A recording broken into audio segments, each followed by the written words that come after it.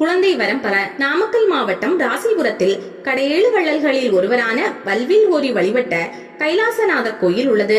குழந்தை வரம் பெற இங்குள்ள அறம் வளர்த்த நாயகி சன்னதியில் பிரதோஷத்தன்று உச்சி காலத்தில் வழிபாடு நடக்கிறது. கொல்லிமலை பகுதியை ஆட்சி செய்தவர் வல்வில் ஓரி.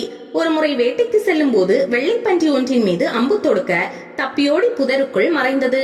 புதரை விலக்கிய மன்னன் சுயம்புலிங்கம் இருப்பதை கண்டு வந்தவர் சிவபெருமான் தான் என்பதை அறிந்து மகிழ்ந்தார். உடனே அந்த இடத்தில் கைலாசநாதர் எனும் பெயரில் கோயில் எழுப்பினார். சுயம்புலிங்கமாக மூலவர் கைலாசநாதர் இருக்கிறார். சுவாமியின் மேனியில் அம்புப்பட்ட தழும்பு உள்ளது. இக்கோயிலின் அம்மன் அறம் வளர்த்த நாயகி. திருமணமான பெண்கள் பிள்ளை வரம் பெற பிரதோஷத்தன்று நடக்கும் உச்சிக்கால பூஜையில் அரிசி, தேங்காய், பழம், உப்பில்லாத சாதம் படைத்து வழிபடுகின்றனர். ஒரே கல்லாலான சகட விநாயகர் இருக்கிறார். மாணவர்கள் இவரை வழிபடுகின்றனர். முருகப்பெருமானுக்கு பால தண்டாயுதபாணி, கல்யாண சுப்பிரமணியர் என இரு சன்னதிகள் உண்டு. பிரகாரத்தில் உள்ள சிவதுர்க்கைக்கு ஆடிக்கடைசி வெள்ளி என்று சங்காபிஷேகம் நடைபெறுகிறது.